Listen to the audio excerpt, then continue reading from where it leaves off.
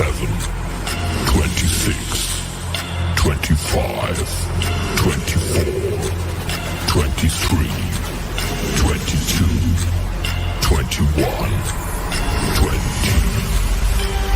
19, 18, 17, 16, 15, 14, 13, 12, 11, 10, 9, 8, 7, 6, 5, 4, 3, 2, 1, 0. And there isn't one of us that doesn't want to be someplace else. This is what we do. Who we are.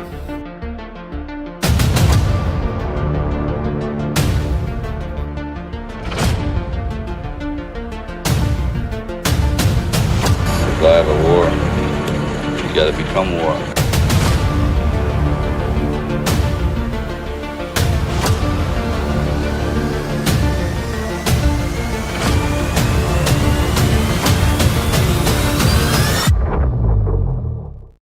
Boom. Happy hump day. What's up, everybody? Welcome to Rambo and Frens. I am your host, Joe Rambo. I am super excited to see there's already all kinds of people piling in. I think that we have quite a show in store this morning, this afternoon, depending on where you're at. If you're here on the East Coast with me, it's this afternoon. If you guys are any further west, you all are living in the past. Good morning to you. I'm actually really stoked to have this dude on today. Again, he's been on the show recently, but we had a panel. So it's going to be awesome to hang out with none other than 8-Track. Before I bring him on, I want to tell you, this dude has been a friend through and through from the beginning. So he's also co-founders of Kofefi.coffee, a big project that I'm really proud to be a part of. So with that being said, let's hear from Trump, and then we'll bring that man on. I wouldn't miss a chance to talk to my friends. These are my friends.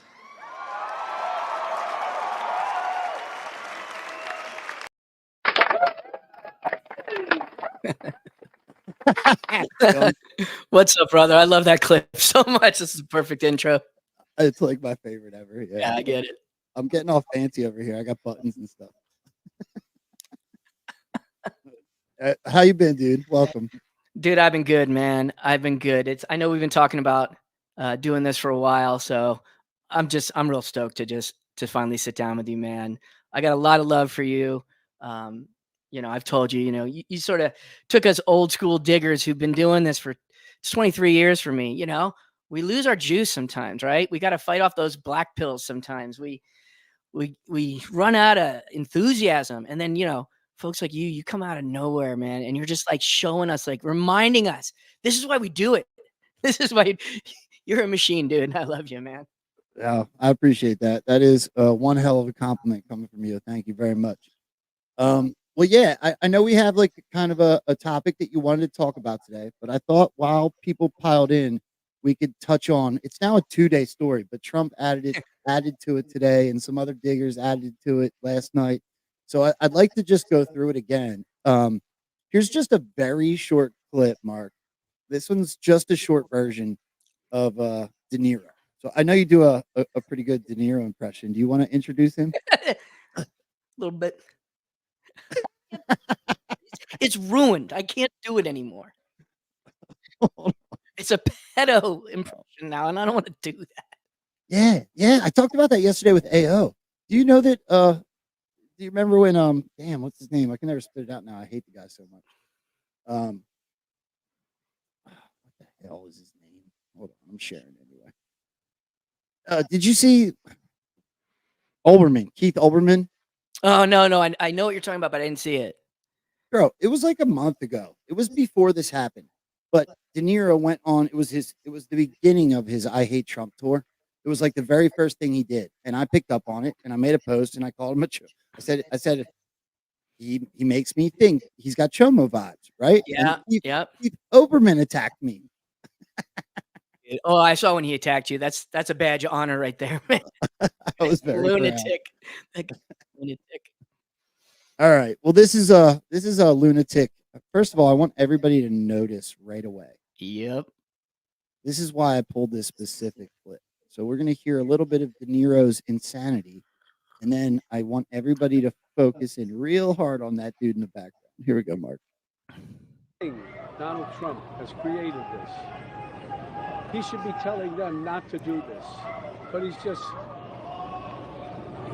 he wants to sow total he wants to sow total chaos, which he's succeeding in some areas and places to do.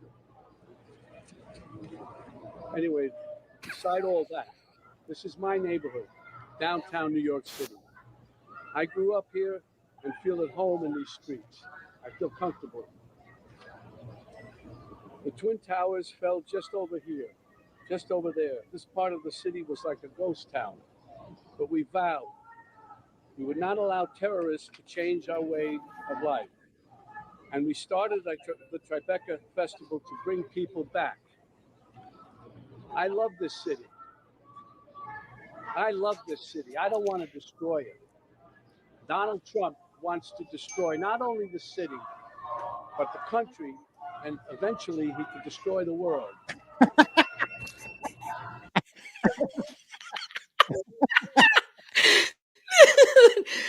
Oh, dude. Like he's considered this great actor, right?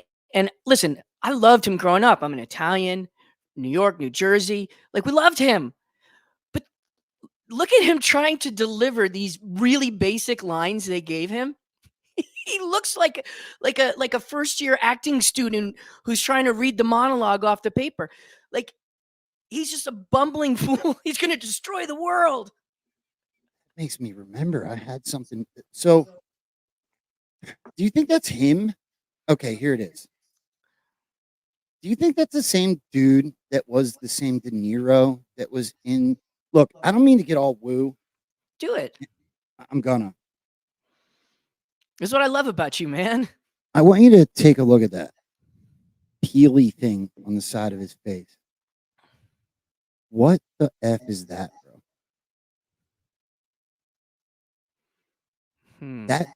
That doesn't look right.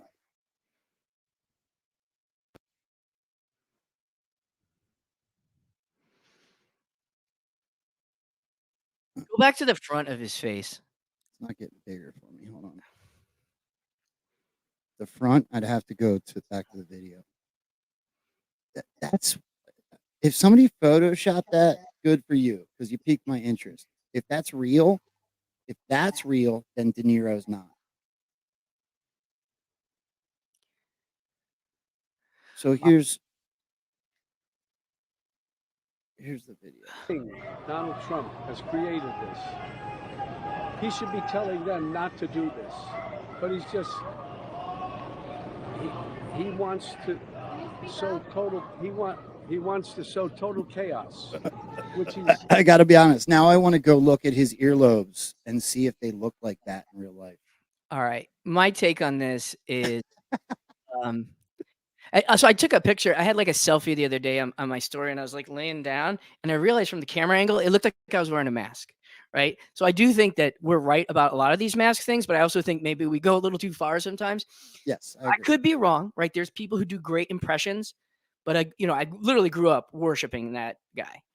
And that to me just looks like a really nervous, like I honestly think that, we're switching the playbook. That's his humiliation ritual. His number's been pulled. He's next up, and this is the beginning of putting him in, the spotlight and getting his humiliation, because we know he's a bad dude now. And so I don't think that's a mask, and frankly, I hope it's not, because I'd love for him to be getting that humiliation ritual right now. Well, okay, so this one I just pulled up. I just pulled one while you were talking, and I think this will confirm that I think it is. It is a mask? Is that what you're saying? No, I'm thinking that's De Niro. Yeah. Yeah, it's just he's old, dude. He's like That's a much clearer photo. Yeah. That's the guy I want you to start picking up on. I think the big guy next to him was also one of the J6 Capitol officers too. I believe you're right. But this dude, I wish I wrote it down. I can never remember his name. I've used him in about, I don't know, 15 posts at this point because he's everywhere. I can't remember his name either, but what was is there any reason they gave us for why those two were there other than he mentioned J6? Like were they like the the token J6 people so that when he mentioned it there was someone there? Like why are they there? Bro, it gets like if you start looking into all the situations that he's been in, it gets real weird. Check this out. Hold on. So this is an old post I did. Hat tip MJ Truth. I stole this video from him, but this is a long thread. This thread got 1.5 million views. Okay. I want you to notice who is directly in the background while Joe Biden, the same week, mind you, the same week that Ruby Freeman and her daughter basically admitted that they committed crimes. The same week, Joe Biden gives Ruby Freeman and her daughter awards. And look who's standing in the background. Ruby Freeman. Are you kidding me? I don't get it. I do. It's a movie. Well, I was going to say the only thing that makes sense is right. So repetition is how people start to get the movie. So they're putting the same faces in the most obscure scenes until people finally start to ask questions. I didn't look at this till now, but that's not the big guy, is it? No, it's not. Okay. Let me see if this plays. The dude literally just tapped Ruby Freeman on the shoulder. And he's holding one of the awards in his hand. Did he get an award? I'd have to go back and look. Maybe he got an award too. These award ceremonies are like, so they're putting the perps up on trial so that, we've got this permanent record of who all the perps are. Because they literally just give awards to the criminals. Like that's what they do. It's kind of, I don't want to use the R word, even though Elon Musk made it okay to do. It is. The January 6th scam in one photo. There you go. There's the same dude. This could go on all day. We could do a whole show on all the places we've seen that guy. Make it make sense. Yeah. It has to be, it's movie, it's script. There's no other reason that this guy just shows up everywhere. No reason. He must be in on the script writing. He's definitely playing a role. I don't know how else to explain it. He's everywhere. What do you think of that bodyguard, that De Niro's bodyguard, the same one from Sam Bankman-Fried and somebody else, right? There was another big person like Epstein connected, I think, where that bodyguard shows up. Is that this guy? No, it's I think he's on the right. He's got like a little maybe mustache or something. I don't know if that clip. DC Drano posted it. If you have that clip when they were walking from a distance when De Niro was wearing his mask, you can see the guy in that clip. You'd have to give me some time to pull it up. Yeah. Yeah, I can pull more. We'll definitely be posting the Telegram on Twitter, yours, mine. I want to kind of transition away from it at this point just because I don't have it pulled up right away. Yeah, all good. But let's first and foremost, let's give you a big hat tip for being the co-founder of a huge project I am super stoked about, which is Covfefe.coffee. Thanks. So if I can, while you're talking here shortly, I'll put my personal link up. But this is the website. You built this whole website, did you not? I sure did. 1 minute on the website. A lot of work. Yes. Yeah, it's brilliant, bro. You did a great job. Thanks, man. And the amount of amazing patriots and add-ons that are involved in this blows my mind every time I scroll. Oh no, did I freeze up? Mark, can you hear me? I can hear you. All right. So for some reason I froze up. If I do go down, keep talking because I might have to reboot here. No problem. Am I frozen on your camera? No, you're good. You're good. Really? Well, okay. Well, then what we're going to do, since my picture froze, is let's get right into what we wanted to talk about. And hopefully this corrects itself. If you can still hear me and see me. I can hear you. I can see you, but you're now frozen, but I can still hear you. Okay. All right. Well, when you messaged me about coming on, you talked about addiction. And addiction will always, always come in the forefront of any conversation when it comes to me because of where I came from. And I think that's probably why you asked me. Um, so what is it that you wanted to get into as far as that's concerned? Well, honestly, I just, there's so much in our community right now about healing, right?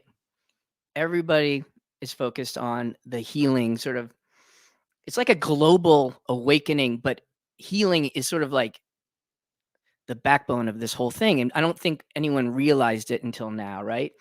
And addiction, I think, is a big thing in a lot of our past. And we're all focusing on trauma right now. So I just thought it's a good time to, talk about that again. So people know in this movement that they're not alone. I think when people have had certain types of trauma, maybe they're more comfortable talking about it. And when I saw that you were comfortable talking about addiction, I am too. And I feel like that might be one that people are sometimes want to hide in their past. And frankly, like right now is the time to it's the time to just be honest with yourself, because if we're going to all heal and go through this, we can't be, hide in the past anymore. So if anything, sort of us talking about it maybe inspire some other people to sort of, you know, get the cobwebs off those old memories, get them out and be done with them forever. Okay. Unfortunately, I think I'm gonna have to do this. So, Mark, would you We'll reboot and I'll talk about Cup Feffy while you restart or whatever you got to do, or will make I a choice? You're a kill me? consummate professional through and through. So Oh, you're back. I can see you moving now. I am back. I don't know what happened. Thank you, feds, for getting off my computer. I know. All right, if they're trying to do something nice, no, they're like, oh, hey, they're about to admit to some crimes. Let's reactivate this. That's actually really funny. They're gonna do. You know the story about me calling the FBI, right? Yeah. All right, good. I'm sweating a little bit, but we're good. Let's keep going. Okay, so good. Yeah, tell me.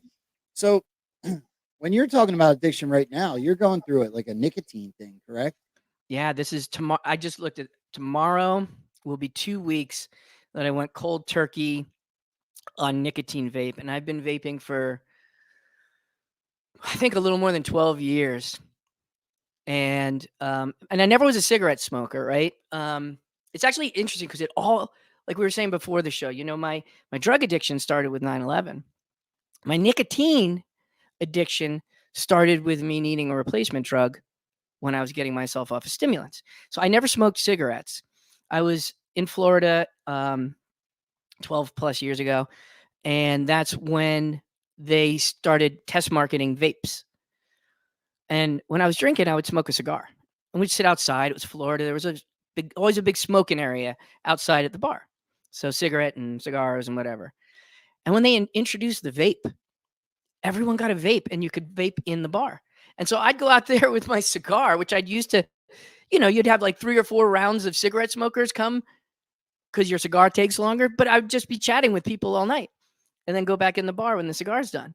And then I'd be sitting out there with my cigar and nobody came out. And my friends were all inside vaping. And for whatever reason, I didn't want to vape. It felt like a cigarette, and a cigar was something I'd always done. And it didn't feel like, it's not going in my lungs. But I eventually caved. I was sitting outside for like the 4th or 5th night alone. And my friend's like, just try this. Here, just take one hit. Okay, this is freaking awesome. And, that was literally the beginning of vape. So I've been through every kind of vape mod. If I think about how much money I've spent, how many times I've had a vape in a swimming pool and you forget it's in your hand because it's literally in your hand all day, and you go under the water and you're like, damn it, there's another $100 freaking vape.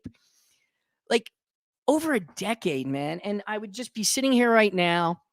I would be waiting for an opportunity to get off camera and hit it. Like I couldn't stop. And over the last, I'd say year, it got to the point where like, I think it's just maybe like the stress and the intensity of what we're doing that it really became way more of a pacifier for me. And I was just non-stop all day. You wake up in the middle of the night to pee, first thing you do is grab your vape. You can't even go a whole night's sleep without it. I want to jump in. That the word pacifier just completely perked my ears because Kim is on my ass right now. I quit smoking because she wanted me to. I picked up these dumb things because they felt the closest to cigarettes. Yep. I even went and bought a vape, went to the vape shop, and I ended up with this one just because it was the closest thing. I smoked since I was like 13, 14 years old. Yep. I quit smoking at 41. It was a long time. It was called an let me back up. I think it's the most dangerous because it's the first thing you do. Because when you get to AA, just like what you were talking about in Vegas, the rooms are very similar. What do you do before a meeting? You get a cup of coffee and you stand around outside and you smoke cigarettes. And you smoke 4 of them because you're going to have to sit for an hour. Yep. And then you go in and you sit for an hour and everybody tells very honestly where they came from, what they went through. You try to relate and help each other, right? And then what do you do afterwards? You go have the meeting after the meeting where you smoke 4 more cigarettes and drink another cup of coffee. So it's caffeine and nicotine. And everybody put down the alcohol, they put down the drugs, they put down the sex, whatever it might be, but we're all still sucking on some sort of nicotine. So it was almost like it was pushed. I don't want to say it was pushed on us, but it was almost promoted because you're good, you quit doing crack or coke or heroin or whatever it was. You know, that's funny. You know what you just made me think? It's like, who funds AA? Is it like brought to you by Philip Morris? Right? Like everything's brought to you by Pfizer. Is like AA brought to you by Philip Morris and the Freemasons? Like right? Dude, Kim calls this my pacifier because sometimes like I put pillows up on the backboard and I watch TV a lot of times because I don't have work. I'm messing on my phone because I'm trying to prep for the show or post or whatever. And sometimes I'll wake up and this will be like pressed into the side of my face because I'm holding it. Dude, listen, no judgment. Like I've been there, man. Like I'm still having the urges, right? It's been about 2 weeks. The first week, I was literally I had flu, like a flu-like symptoms, but it was a flu because I went so hard by going cold turkey. And the other thing I did, which all right, listen, sometimes I go a little extreme and everyone's like, it's too intense, Mark. I'm like, I'll be fine, but I'm not fine. But I learned a lesson. I went and did a 20-hour fast the same day that I went cold turkey on the nicotine. And then because I was feeling so good about myself, I went back to the gym because the whole point of this is to get back in shape, right? Like we just survived the jab. Like we were the ones who dodged all the bullets, haven't had a swab up my nose, got no things, been taking my hydroxychloroquine and ivermectin since 2020. So hopefully no shedding really affected me.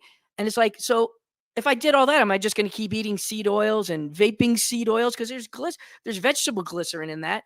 It's like, all right, let's get better. So at the end of my 20-hour fast and cold turkey day, I decided to go to the gym for the first time in months.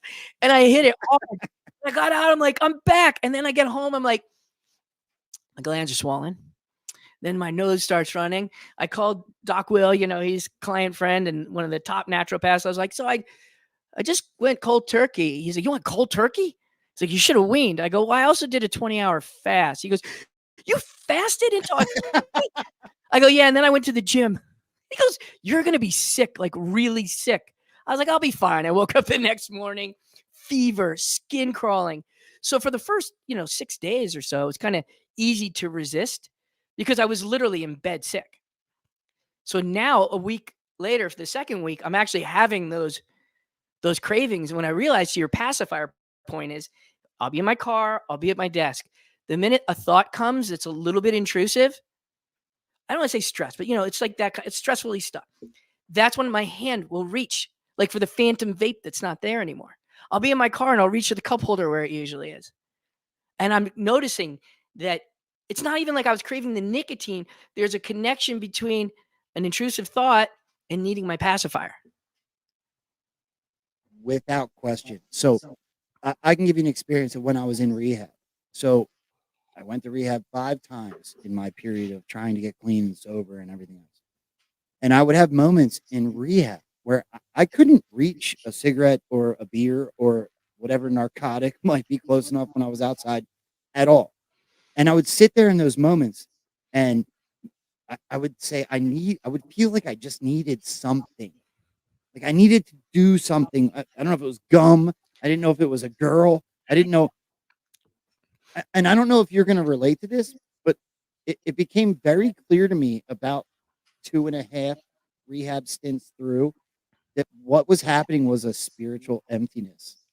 Like my body was craving something and everybody was saying God, but I didn't hear it.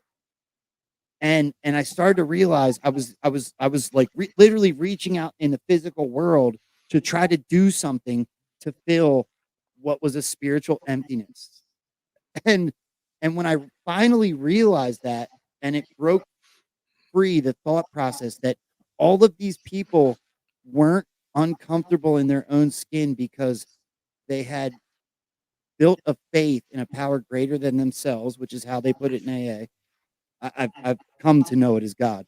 But at the time, when I started to realize the people that weren't uncomfortable the way I was, even those little things can make you very uncomfortable. Mm-hmm. And as soon as I started to understand that and started to fill that hole with the correct thing that fits in that hole, which was God and spirituality, Mm-hmm. all of a sudden that started to dissipate and go away like magic, bro. I'm not even kidding. Like it was like magic. That's crazy. Yeah. I mean, I'm not surprised by that at all, man. You know my testimony, 2022, and I had my visit from the Holy Spirit, and I was just like full on atheist at that time. You're right. Like everything in my life changed, and maybe I wouldn't be doing this right now had I not had that hole filled. You know, I Yeah, you did just do that, didn't you? You just got baptized just recently, didn't I you? got baptized in October 15th last year. That's really cool. Do you want to tell that story? I mean, I'll give the quick version of it because it's a long one. But basically, you know, I lost everything with the lockdown, right? And everyone's now like, "Oh, A-Track, you're so busy. You're so busy," giving me shit. It's like, do you understand that I spent the better part of a decade building up what I wanted to be my entertainment empire in Vegas? I worked really hard. Everybody knows me out here. Um, I was what they call Vegas famous, but now I'm Vegas infamous because of all the Vax and Trump stuff that I've done before. But I worked really, really hard to build something, and God's taken things from me many times in my life, built me up, drop you down. In a way, God's like dating a narcissist, right? They build you up and break you down, build you up and break you down. But I was like, I'm tired of this cycle. Like, this is going to be mine. I'm in Vegas. I'm the entertainment capital of the world. I'm going to put all my eggs in the entertainment basket. What could go wrong? What could go wrong in the entertainment capital of the world? Oh, I don't know. In 2020, we're going to have a fake global pandemic and we're going to end entertainment everywhere, which means here, if it's the only thing that you're surviving on, what's your fallback? I put all my eggs in that basket and then it was all gone. And I know now, obviously, that was God because I'm not supposed to be in that pool. I'm supposed to be here with you guys using the same skills, but for the betterment of humanity, right? But long story short, I had one client left that was entertainment, and it was a client I had for like 5-6 years. So like when you work for yourself, a client that pays you every month is rare, and it's like the brass ring. Because otherwise, like today, I'm like, oh, got to close a new client, got to keep money coming in. This was the one client, 6 years, most stable contract I had, and he calls me up on Monday, 3:30 in the afternoon, and just says, I'm going to cut to the chase. The economy sucks. I'm selling the business. Your contract's over. And that was it. That was my last good paycheck.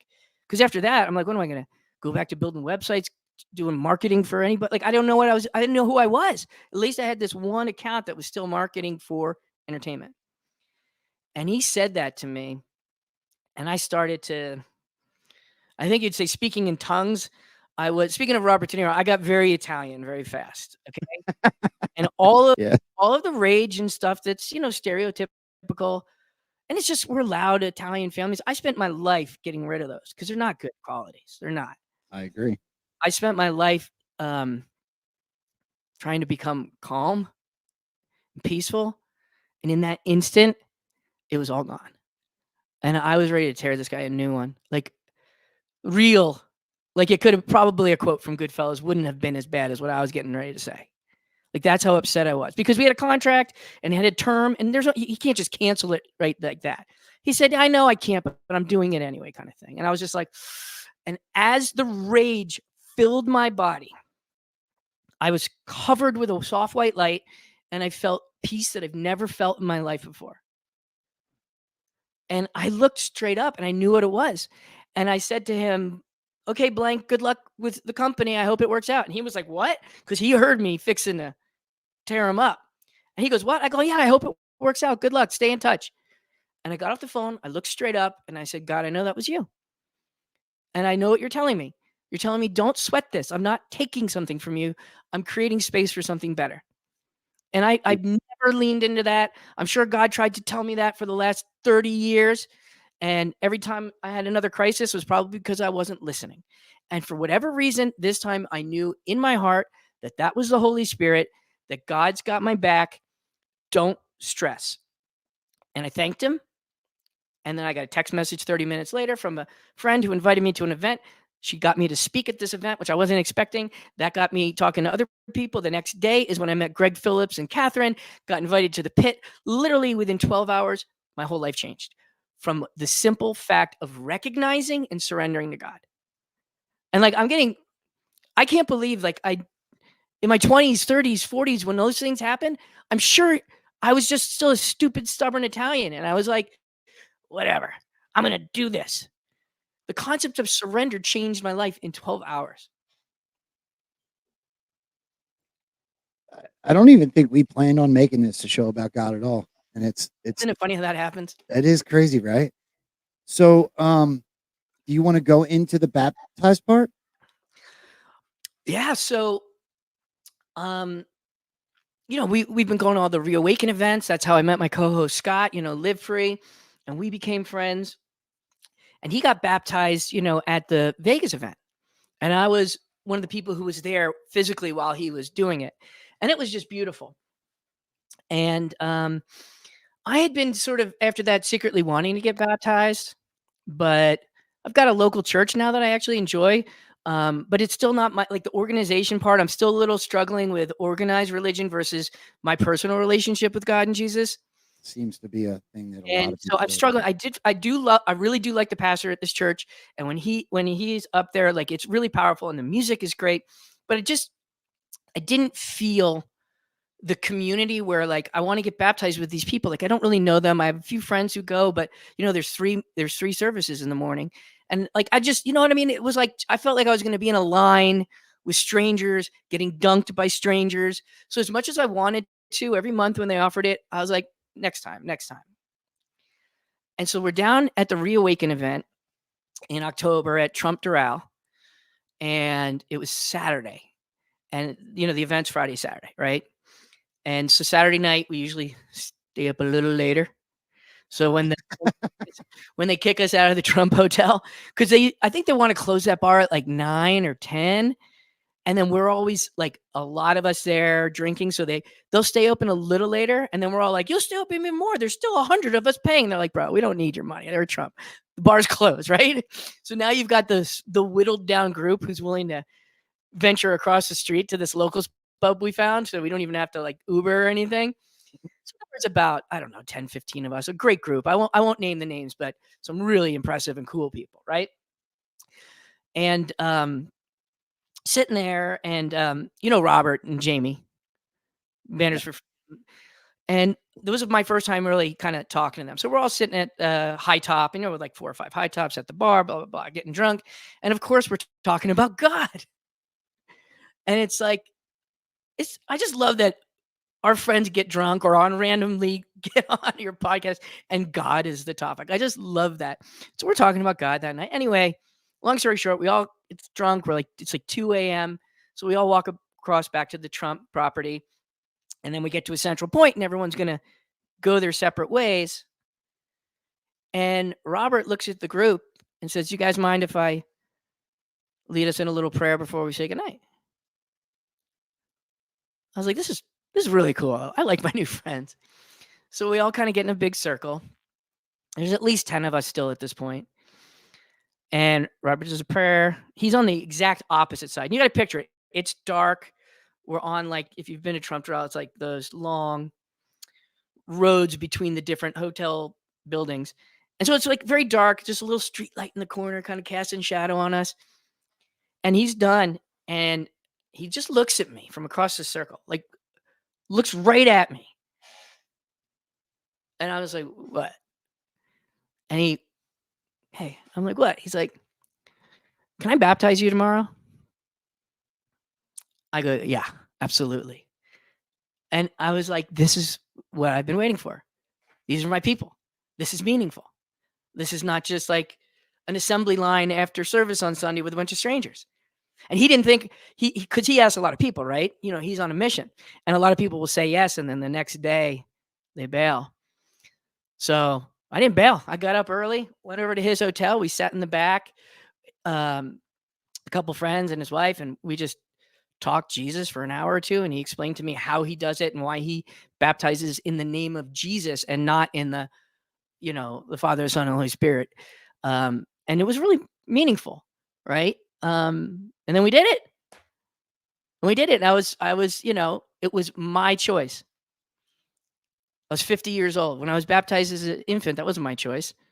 I didn't know anything. So 50 years, I got to make my choice and do it on my terms. It was pretty special, dude.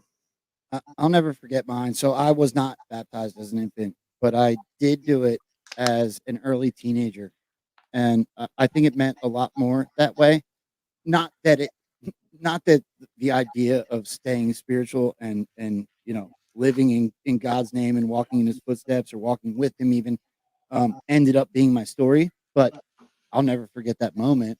It was a huge deal to me. Did you see the story that just came out recently about any of this?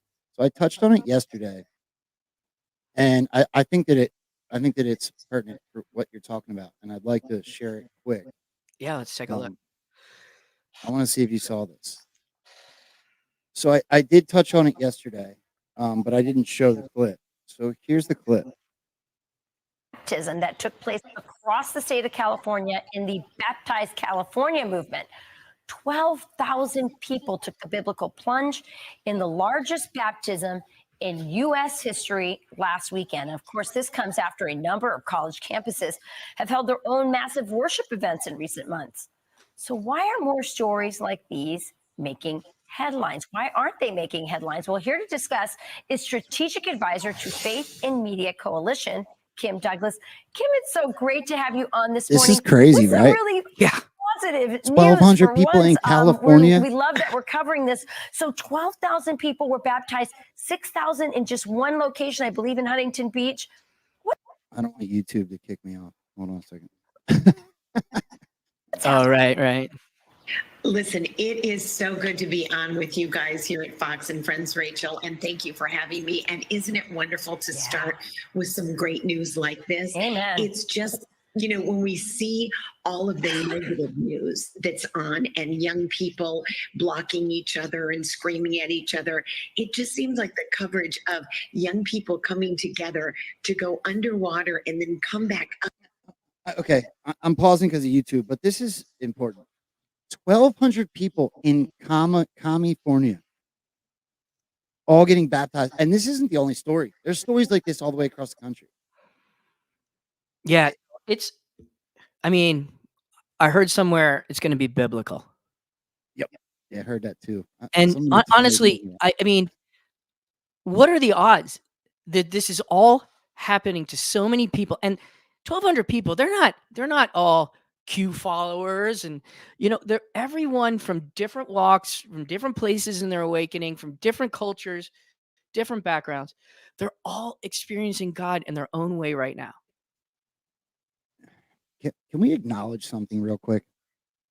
Whether anyone believes in Q or not, whatever that means to begin with, this whole process was accelerated by Q, period. Yep. Full stop. Yep. Full stop. I'm more with you. Yeah. Without question, people holding signs saying Q sent me or going on to Twitter and saying Q sent me when something hits the boards. But without the anons and the people in this movement, it would not have accelerated to where it's at today, period. Again, full stop. I couldn't agree more. Yep. I couldn't agree more. Yeah. Why does my skin look so pretty on here? Is this thing filtering me? Is this? I'm not this pretty. I think you're just a pretty dude. You know what I mean? Is this thing got like a filter on it? Ooh, look at me. Well, do you want to get more into the addiction stuff? How's it going? How are you feeling now? I know you're saying you're going through a little bit of stuff where you're sick because of the specific substance, but I think I want to ask you more on an addiction level. Most people, I got to be honest with you, at least that I have met, cannot just quit something. If they could, it wouldn't be called addiction. Right. If there was no struggle, right? So, do you have any? Do you want to go into any of the struggle part of it? Well, honestly, like I was saying to you before, I feel like nicotine is harder to come off than cocaine was. Um, Obviously, ABC, right? Alcohol becomes cocaine, right? So if you're drinking and you just quit cocaine, it's really hard not to have that drug-seeking behavior. And it's similar with nicotine, right? As soon as you have a little alcohol, you want that nicotine. But the problem with the nicotine for me is literally that could do it all day, every day, right? Like you're doing right now. I would be doing it just all day, every day. Take a puff before bed. First thing when you wake up, puff it and go poop. Like True. that's it. You wake up. It's very good for your colon in that regard, I suppose. But yeah, I mean, I know that sounds crazy, but it's harder than it was with cocaine, and I think the reason is because you don't pay the same price. With the cocaine, when you get over it, if I fall back on this, I could lose $8,000 this month. I could lose my job. You know what I mean? You're like, I'm going to be in a depression. I'm going to be suicidal. Right. And so there's a deterrent not to go back onto the drugs, knowing full well, look what I just survived. Do I really want to go run that gauntlet again? But with this, what's the worst that's going to happen? Oh, in 15 years, I'm going to get some kind of disease. Or like, there's really nothing that you're not paying any prices right now. And so it's so much easier to just say, all right, let me just grab another vape. So I left mine at a casino the night before I quit, or maybe that was that week. I think I had a disposable. There was some gala that my friends were at, and they told me to crash it at the end. So I showed up in a t-shirt to something with another buddy, and we met him. And I left. You got to pay for your parking at the casinos, and they've got these little kiosks. And I put my big expensive vape on the kiosk, put my card in, got my ticket, got home, was like, where the fuck's my vape? In the morning, I woke up and I had the vision. I knew I left it there. And I said, that was God. Okay. You got one disposable left. When it's done, be done. And, it's got the little numbers on it, and it hit 0, I think Wednesday night. And I go, tomorrow's the day. Tomorrow's the day. So I went to the doctor with my son, excuse me, the other day, and I don't think the doctor realized that she was talking to me when she was talking to my 13-year-old son, but I found her analogy pretty brilliant. And with what you just said, I think that it's important. She asked my son some questions where if he would have answered yes, he would have probably been in a lot of trouble. Like, have you tried tobacco? Or he's 13 years old. Almost everybody that watches the show, I'm sure, is aware of the story with my son. He has newly been given back to me because of my addiction. But her analogy to him kind of blew my mind. She talked about his body, or anyone's body, our body, being like a brand new car.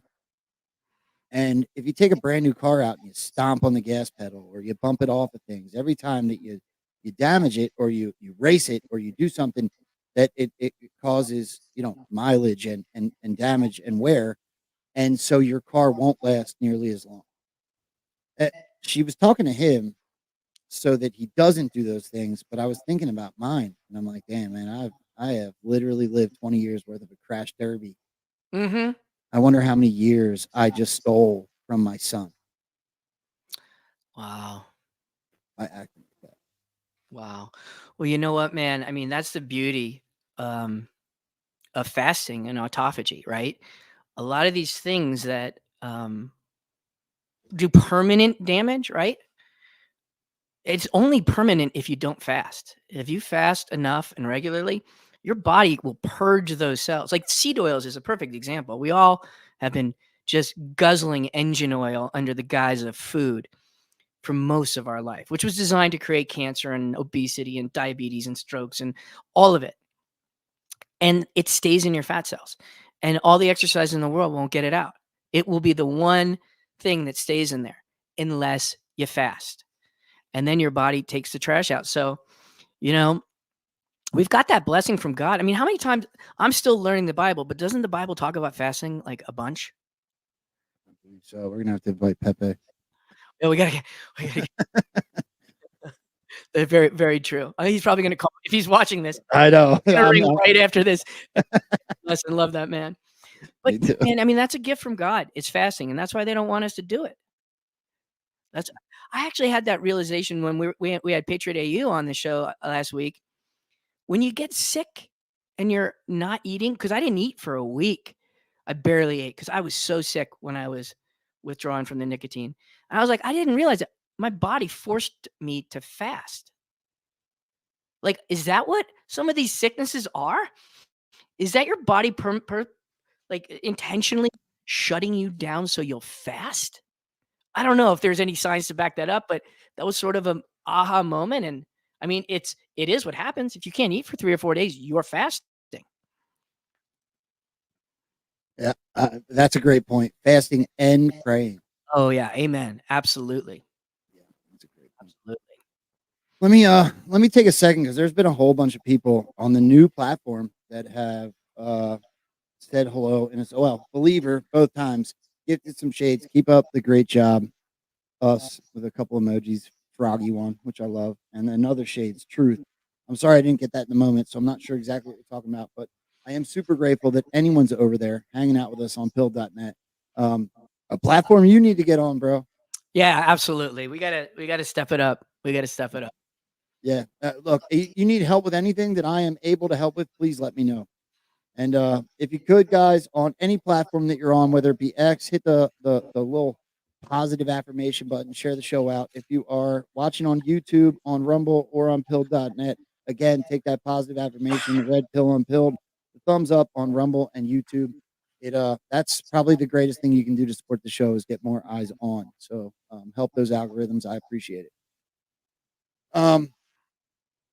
So do you think that are you still struggling with trying to the actual struggle part of or do you feel free? So it's up and down. Okay. The moments where I feel free that push me through the moments when the urges come back, because I just realized I don't think I've felt free in decades. Because I went from cocaine. Well, let me give a little background there, because that's a whole thing. 9/11, I was in New York, lost a good friend. He had a BlackBerry. Remember, we didn't have iPhones back then. And so he had a distribution list, an email list with his 20 closest friends, and we were all tight. And he went to Windows on the World for a breakfast meeting. He didn't work there. Just randomly that day, he was there. So every 5 minutes from plane explosion to collapse, we got an update from him through his secretary. And it was really nice at first. Hey guys, just letting you know I'm here. No big deal. They said a plane hit us or something. They're going to evacuate us. It's fine. And it just got worse and worse and worse every 5 minutes until about 5 minutes before the collapse, his secretary forwarded or sent us all an email and said, he sent one more message, but I'm not sending it to you. It's far too hard to read. I'm only sending it to his parents. And with that, all 20 of us were like PTSD, like you can't imagine. And I would say 19 of the 20 people on that list were out of New York within 1 to 3 months. Everyone had a great excuse. Oh, we just want to move to the country. It was just like living in your trauma cooker. But I was that stupid, stubborn Italian then. When they rebuild it, I'm going to take the top floor if nobody else will. The terrorists aren't going to win.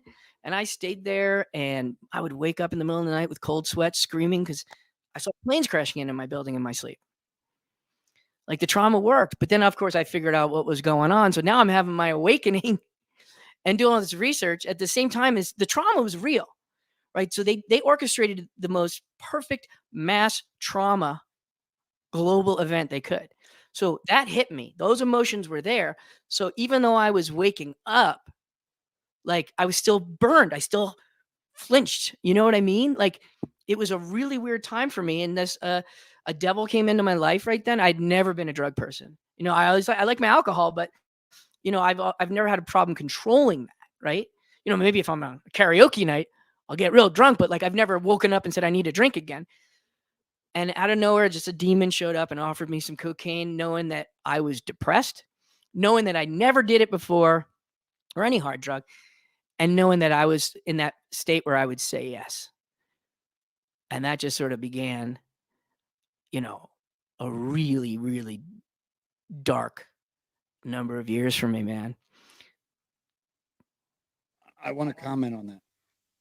So I believe that we are probably up against another large event similar. I don't know what it's going to be, but I do know that at least I believe that something large, similar in nature, has to happen. The reason I'm saying is, does everyone remember what happened directly after 9/11? Blue and red merged. Nobody gave a crap who you were because we were American. Yep. Pickup trucks drove down the road with American flags, no matter what party you were in, no matter what you believed about Roe v. Wade or whatever the hot button talking point is. I believe that the goal, if you go back to Donald Trump's pause statement, if I can paraphrase, he basically says, everyone will see how bad they've done, and it will be easier to do what must be done because everyone will agree with us. Yeah. So that leads me to believe that the ultimate goal in this operation is to unify. Yep. Which is why I believe these addiction conversations, it's one of many points why I believe these addiction conversations are so very important. Because look at your experience you just shared shortly after the trauma of something that did unify the country.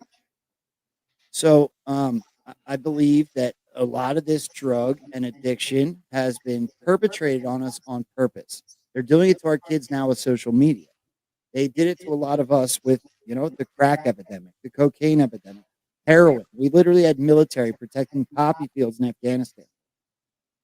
Look at White Boy Rick and the way that they pushed crack cocaine through kids that lived in the hood and then jailed them. They murdered thousands and thousands and millions of people, all to fund slush funds so they could run more dark operations. Yep. So these addiction conversations on a human level are imperative. There's nothing more important in my eyes because I believe wholeheartedly that we are up against another moment like that. I don't know what it is. I don't know if it's a plane into a building. I don't know if it's a financial collapse. I don't know if it's a nuclear threat. I don't know what it is, but it only makes sense that something large will happen and our time is short because I don't see this going much further. Maybe it's Donald Trump going to jail, but I'm afraid that's not it because half the country's going to cheer it. Right. No, that's not it. I don't know if we've talked about this before because I'm turning my camera off for just a second, but I'm listening. I want you to talk. I just got to take care of a thing, and I'm listening. Yeah, everything you just said, like, I don't think we have talked about this, is exactly how I feel. And I've been saying this for some time because in my view, right, when we're all in the foxhole together and the bombs are dropping around us and then the dust settles and we're pulling each other's hands and crawling out of that foxhole, that's unity, right? That has to happen. We all have to be in the foxhole together. And this is the part that I think, our community and Anons sometimes forget, although I think we're getting it now. It's like we think, oh, we know what's coming. We're we're prepared.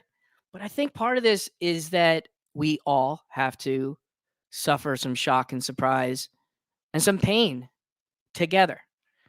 So I'm completely with you. That's something's coming.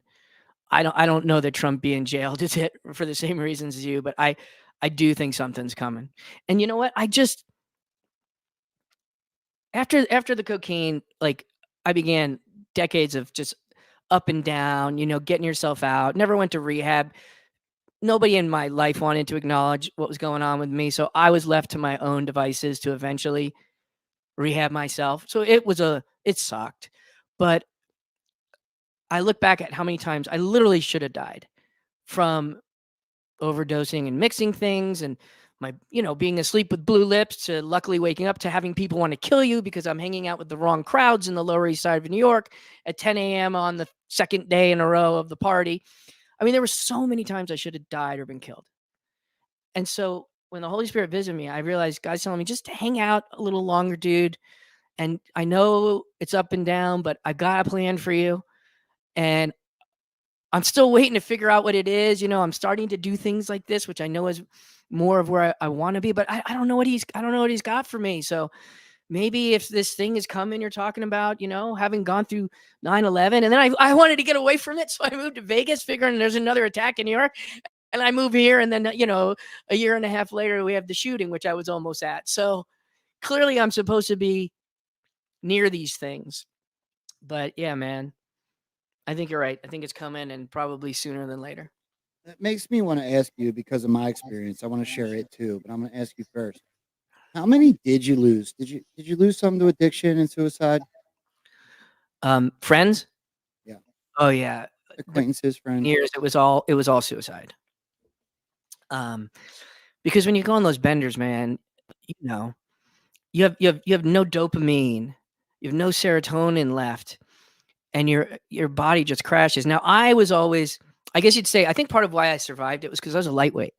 2-day party, I think I can count on one hand the number of times I made it to day 3. And I'm famous now for the Irish goodbye, at parties. I kind of did it, at those parties that would just go on because I couldn't do 2 sunsets, man, or 2 sunrises. But I had friends that would go 3, 4. Sunrises were worse. The sunrise, dude, you feel like a degenerate. Oh my God. I still was running a respectable business. I hadn't fully collapsed as a human yet. So my life still thought I was me. But then I had this secret like nightlife. And then you feel like a monster and the sun's coming up and you got to get home from all the way across and down Manhattan and up into the Upper West Side where everybody's in their strollers, walking their babies, getting their Starbucks, and you're greasy and tired and you just look like a crackhead and you're trying to get to your apartment without anyone seeing you. It was the worst thing ever. You know what I'm talking about? Yes. Yeah, I want to emphasize that point. So, there was a period of time. Look, I got brought to my knees by opiates, OxyContin, and then unfortunately heroin. But before that, there was a whole period of it that was really a party, right? It was supposed to be a good time, right? There was the cocaine, there was ecstasy, there was all the party drugs that a suburb kid of Philadelphia, ended up with addiction tendencies, ended up partaking in. And so there was warehouse parties, raves, things like that. And there was nights where you went to the bank and you took out half of your paycheck and you bought a couple 8-balls, right? And then about halfway through the night, you went back to the bank and took the rest of that money out and you bought another couple of 8-balls. And when that sun came up, it honestly, in hindsight, I can't believe I'm going back to this, but it relates. It was almost like the light being shined on the darkness. Yeah. And you felt evil, bro. Like yes, the sickening feeling you had walking out of a warehouse as the sun was already up, 6:30 in the morning sun, and you had to get in your car and hope that the cops didn't realize you were in there bumping music all night, or you drove home from your buddy's house to go see, and then your parents are making breakfast, right? And everyone's living a wholesome, adult, mature life, and you're coming in feeling like the devil just sucked the soul out of you. I don't know how to explain it any deeper than that. It is the worst feeling I've ever felt those mornings. Dude, I haven't talked about this like since then. We're talking decades ago, right? I'm just talking about it. I feel the sun on my eyes and on my skin, and like the grease on my forehead, and the shame. It was shame. Like you'd be in a cab and you drive by a corner and you'd see people I knew getting ready for work, and I'd like hide my head. It was just pure shame. And then looking back, dude, it was just a slow suicide. That's what I was doing. I was so messed up over 9/11 from the trauma, and then realizing that it was all a lie, and having all my friends and family think I was crazy because I started questioning it immediately. Like it, within a couple days, I heard the inconsistencies in the news stories. And so I immediately started, and then everyone, so now I'm dealing with trauma and I'm dealing with being shunned by everyone I know. And I think the cocaine was just, and I started doing some pills and things like that. It was mostly cocaine. It was just a slow suicide. That's all it was, man. That's all it was. So when I was in high school, um, I don't know what the reason for this part was, but we had a lot of suicide. We had one really bad car accident where we lost 4 of our best girlfriends. Becky, Rachel, Tracy, Shayna, actually 5 girlfriends: Becky, Rachel, Shayna, Tracy, and Lauren. And all 5 of those girls died in one car accident. And surrounding that was a whole lot of suicide. So much so that the counselors thought it was a good idea to pair up my school and the Columbine school at a picnic. Weird, but they decided that was a good idea. We all stayed on opposite sides of the park, but I'm just giving you an example of how deep it got. I spent more days in high school going into the day off just to sign paper that they put all the way down the wall on the lockers than I can possibly tell you. It was absurd. Wow. News cameras outside. It happened a ton. And the parents didn't know what to do with us. So it was almost like, they didn't want to like punish you for doing bad stuff. They didn't know. I couldn't possibly put myself in the position that those parents were in, including my own. Like, right? Like I don't like my mom.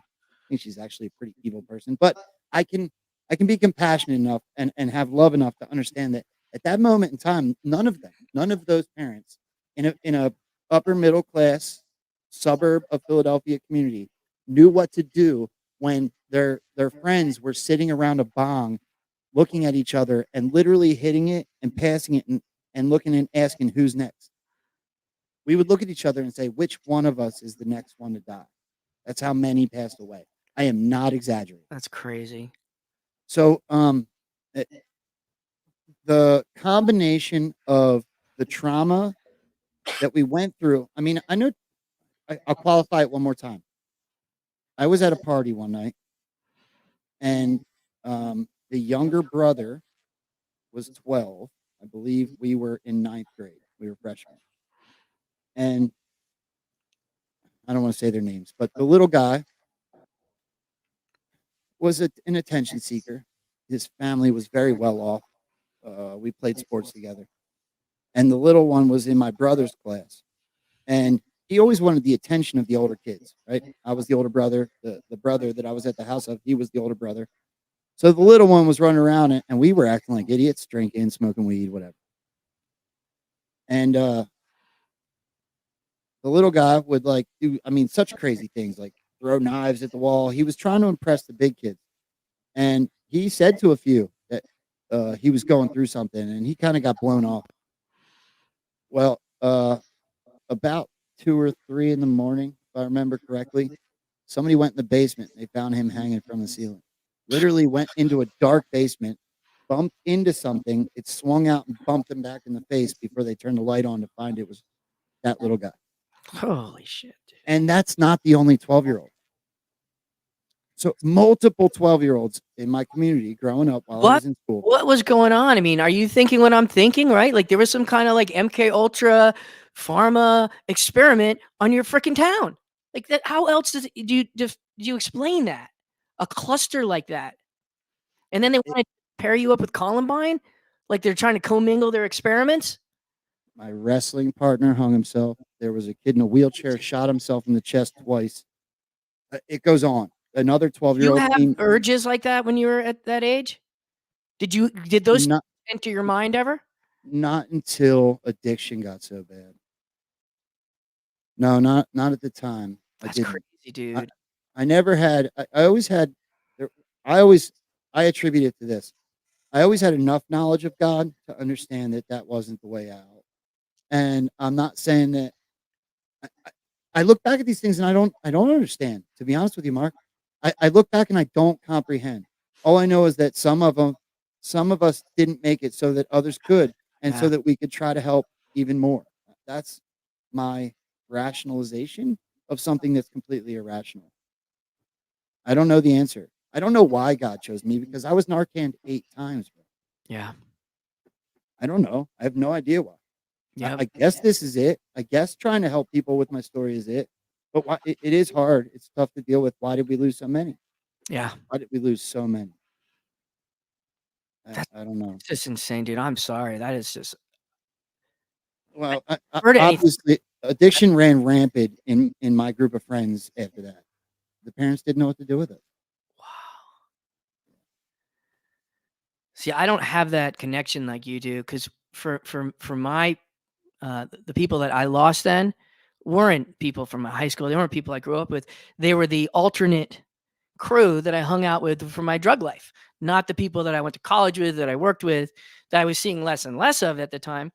They were like just you know, the drug users. And they would just drop off after a long bender because I think that suicidal tendency, the more days you're draining your neurotransmitters, the harder that come down is. And a lot of people were just hanging themselves or shooting themselves during that. But they were like my drug buddies. They weren't like, so I can't imagine what you went through, man. That's crazy. Thank you for sharing that. That's hard. That's Yeah. Truth is out there. I always invite conversations like this one Mark wanted to have today for exactly this reason. I truly believe that everyone in some way, shape, or form is affected by addiction, whether it's an uncle or an aunt, whether it's a brother or a sister, whether it's yourself or even a child, God forbid. Yeah. So that 12-year-old I talked about, Mark, the older brother also passed away shortly after. The 12-year-old girl I was talking about, her older sister that was the class under me also passed away. That's 2 different families I know that had 3 children and only 1 is left. I'll even give you one more. So, oh man, I didn't even. This is getting rough. We're gonna get into something more hopeful after this, but I got to tell this one now. My son is victim number 2, right? So you've heard my story enough to understand it. There was another victim. The other little boy, his father died of an overdose. His sister, who was in my class, also died from drugs. 3-child family, only 1 left. It just ran rampant for like a decade in the area I grew up in. So it's no excuse though, because God was always there. We just were not mature enough to understand that yet. right. Right. That's brutal. That's pretty brutal to think It about. is. So that little boy's father, the other victim number 1, his father does not exist. His mother does, but she still struggles. And at least she is aware enough to know that Mm. she's not in a position to be a mother. So that little boy's with his grandmother, and she's taking, from what I can see, very good care of him, just like my son's in great care now. And I get to share all this experience in an honest way with my son, Right. which is why it's awesome to hear people like your story, like what you're telling. Sorry, I didn't mean to hijack that. You didn't hijack anything, man. This is intense. And I think you're right. Addiction. Look it. I don't care if people aren't doing drugs. You got one of these? You have an addiction. And it's not a joke, right? They say put your phone down, put it in another room. See how long you go before you reach for it. Like just the way I reach for a phantom vape. See how many minutes before you go to check your messages, check your DMs, check your tweets, check your Instagram, check your Facebook, check your TikTok. See how long these things have mastered the art of screwing with our serotonin the same way as drugs do. And so kids are now cocaine addicts. It's the same chemical process, and we're not acknowledging that. And here's the rub is that we're part of this great awakening. We want to wake everyone up. And the twisted irony is that this is our soapbox. So we're saying pick up the crack to get the message of God and awakening, but also put down the crack. Like, how do we manage that? Okay, so let's take this human side of it and attach it to what we're dealing with politically. Um, you look at Portland, Oregon, or say British Columbia in Canada. They're now choosing. People have been brainwashed enough to think that if we give them clean facilities and clean needles and clean crack pipes, and we allow them to do this in the right place, maybe it'll help with crime and suicide and death and overdoses. And they're failing miserably. Instead of understanding that the war on drugs was really a war on us as a society, and start to realize that, look, we're finding out MS-13 is tied in very closely with our own government. Look what's happening with Katie Hobbs. Right. Look what happened with Seth Rich. Mm-hmm. Right. So it's believed that the MS-13 was literally used to take out Seth Rich because he was exposing the Clintons. Yep. That's not something I just made up. Right. Many people have done a lot of research, and that is the conclusions they've come to.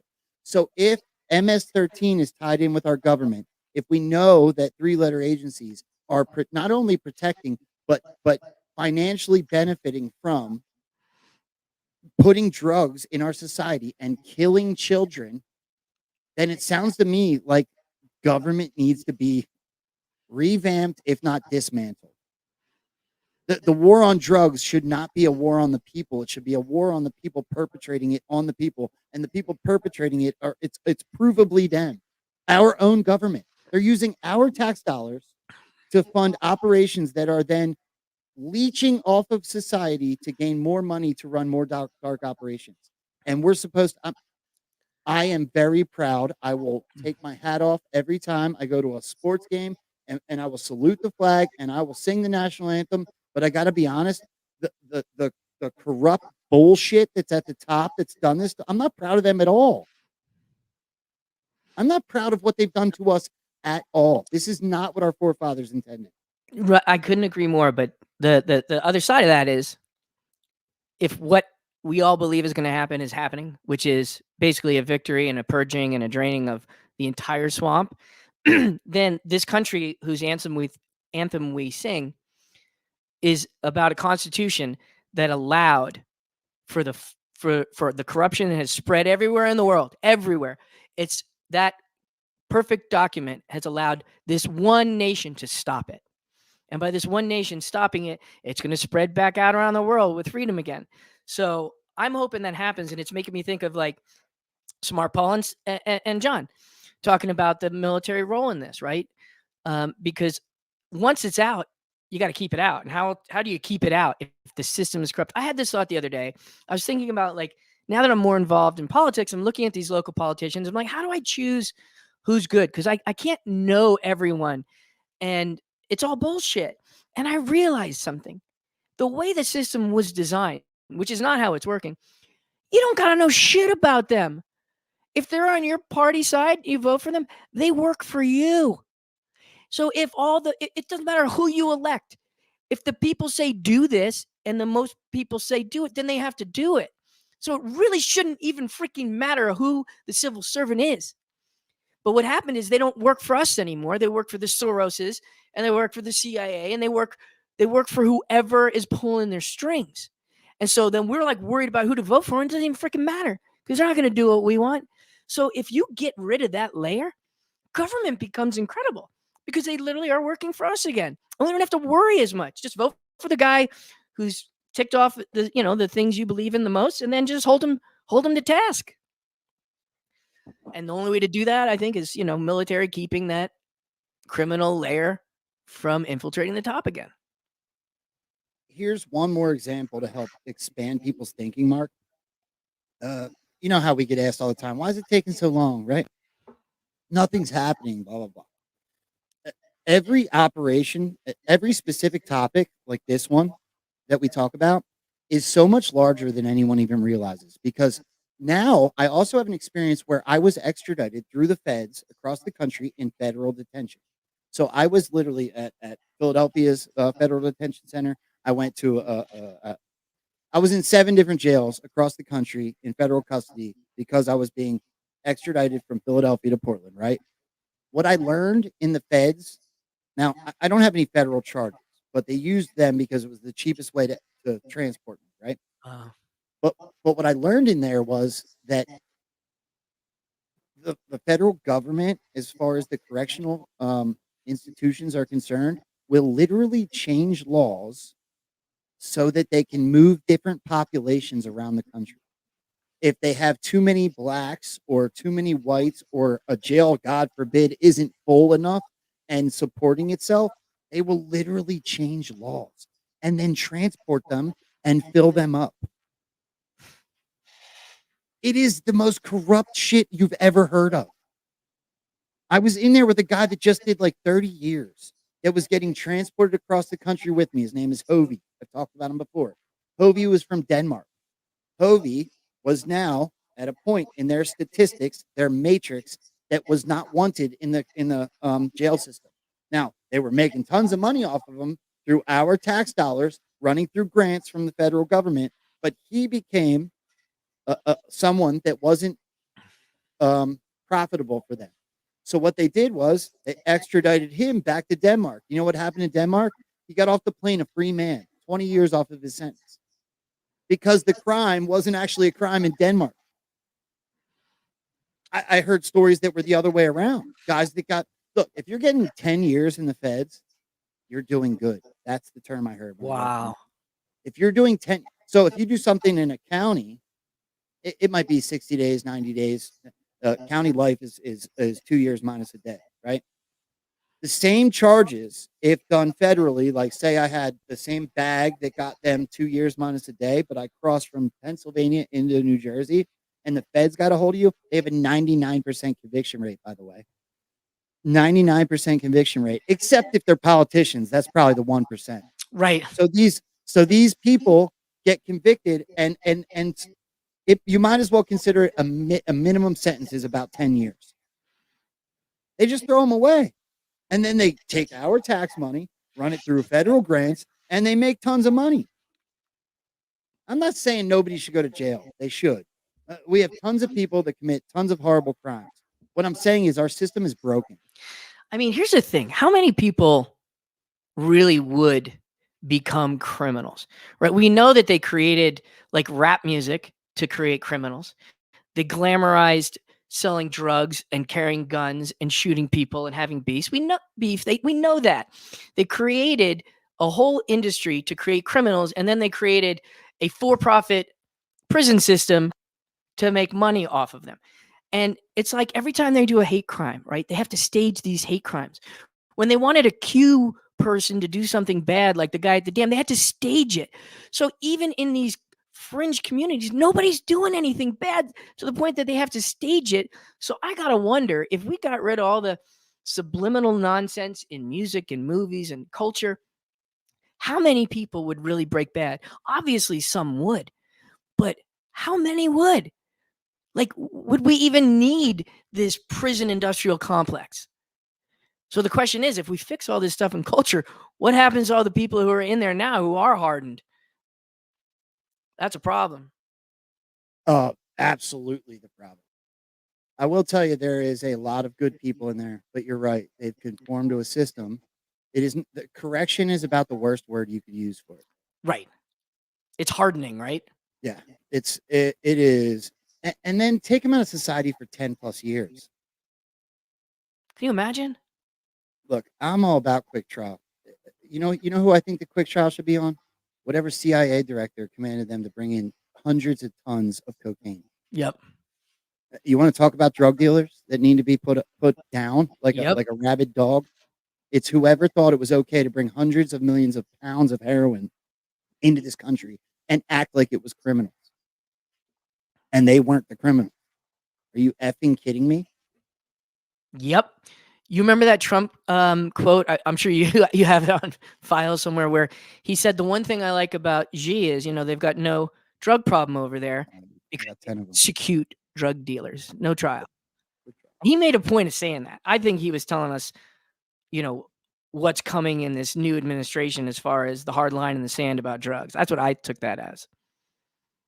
I got a ton of them. I'll bring it up. I love you, man. You are Wikipedia. The Wikipedia. I mean, he's done it a bunch of times. That's actually a fairly easy one. Hold on, I'll show us a couple of them. Ah, shoot, hold on. I gotta do this the right way. So, yeah. So Donald Trump's talked about quick trials, and I got to be honest. That's my take. My take is that Donald Trump's talking about the swamp. Oh yeah, He's not talking about somebody that sold a dime bag of weed. right. He's talking about, and he names MS-13 all the Yep. time. So, hold on. I'm gonna pull up two of them. While you're pulling that up, I need to grab a beverage. I've already drank all three of mine, and my sinus withdrawal thing is happening again. Take your time. I'm gonna transition shortly after this, but let's go ahead and we'll take a look. So here's two examples of Donald Trump talking about quick trials, as I'm sure many of you have seen, but it is important with the conversation that we're having. So here's one of them. You can't walk down a sidewalk in Chicago, get hit over the head with a baseball bat from behind and say, gee, we live in a wonderful place. And that's what's happening. People, you see, they're being shoved into subway trains coming along 40 miles an hour.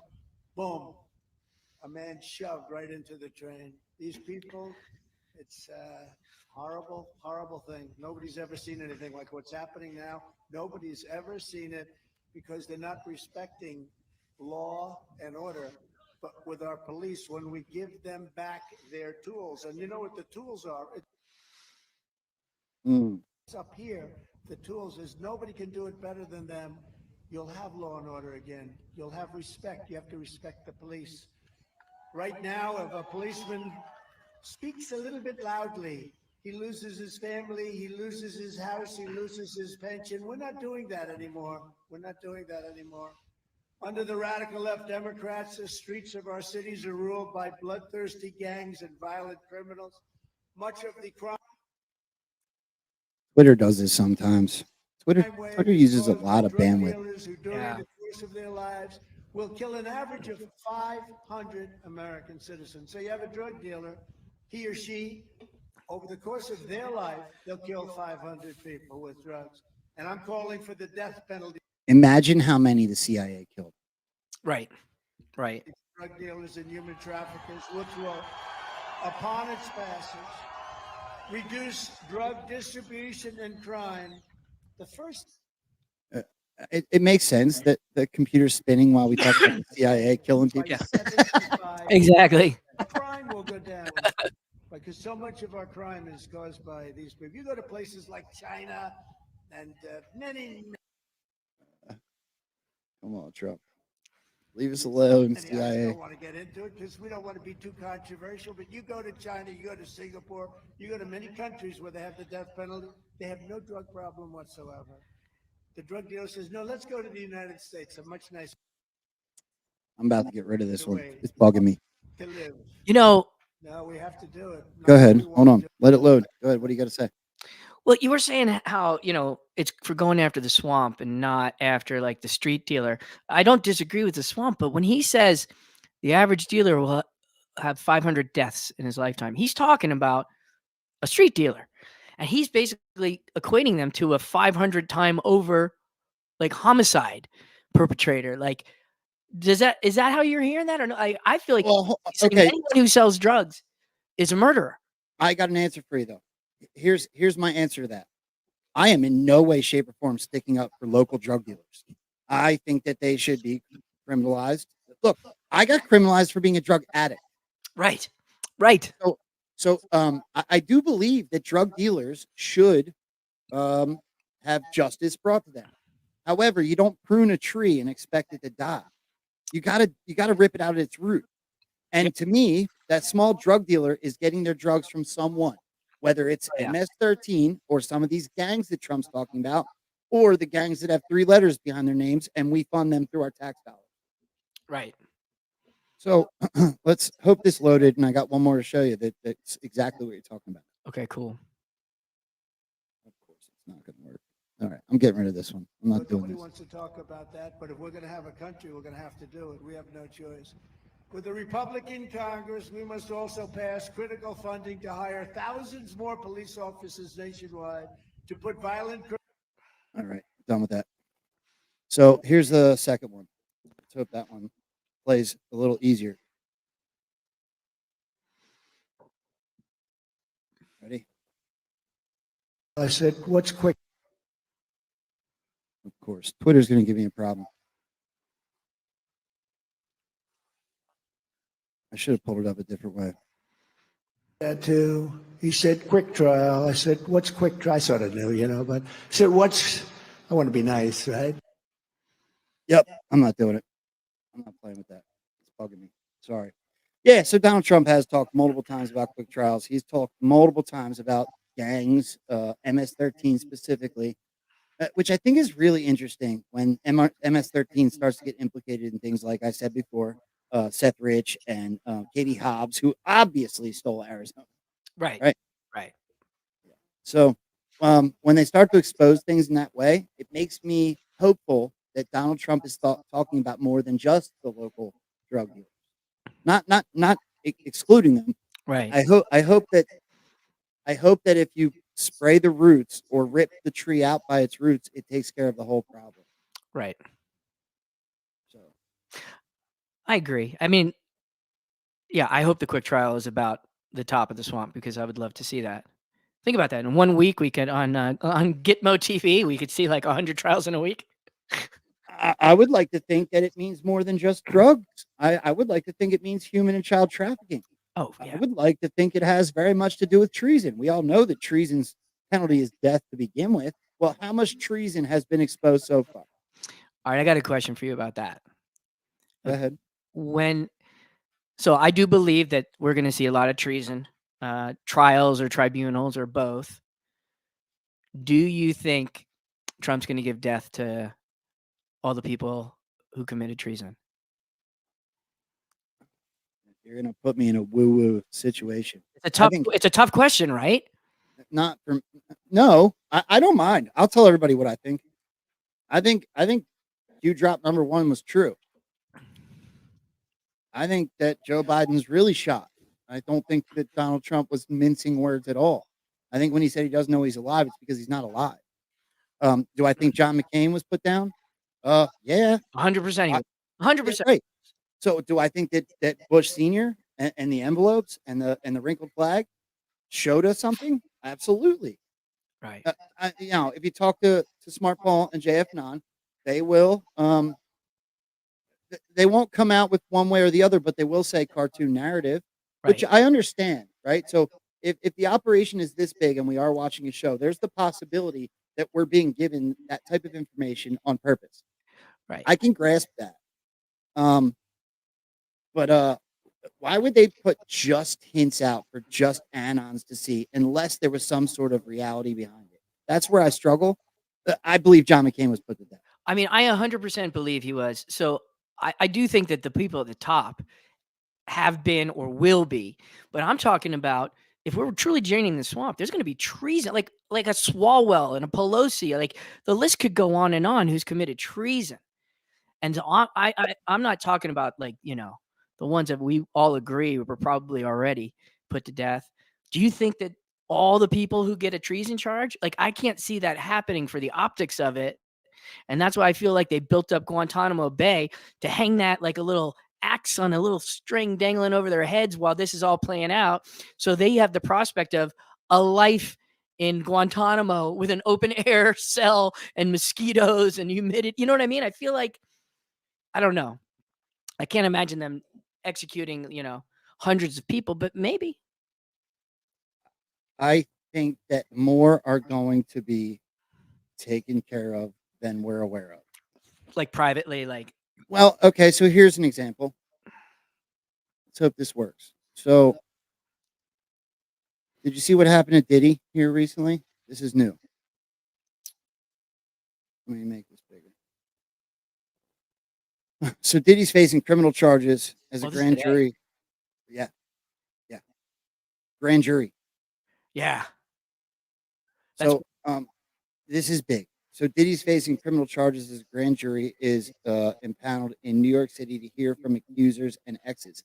So at the same time that Donald Trump is having what he calls Joe Biden indictments, fake news, fake. Joe Biden's shot. Joe Biden doesn't know he's alive. Things like this are also happening, which could potentially also be a distraction, except for that no one's watching the Diddy charge. They're all watching what Trump says when he comes out as he campaigns and trolls De Niro. Mm-hmm. So this has been given to us in drips. We have amplified it, but because we've amplified it is the only reason I think it's being talked about, which makes me think this is closer to reality, like I believe Epstein, who is still is. You know what I mean? Yeah. I don't know. I actually pulled this video. Oh, look at this. So this is Diddy beating his girlfriend's ass. Yep.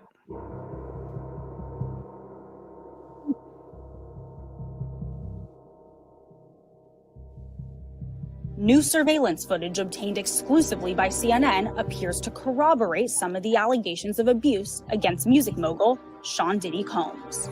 The video, captured on multiple cameras, shows Combs assaulting his then girlfriend, Cassie Ventura, in a hallway at a Los Angeles hotel in March 2016.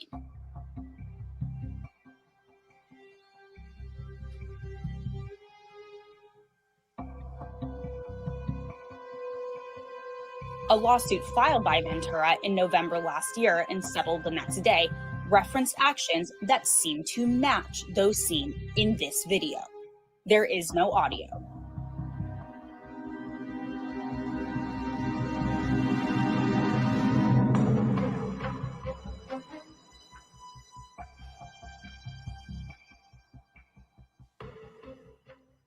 So he's been charged a bunch of times.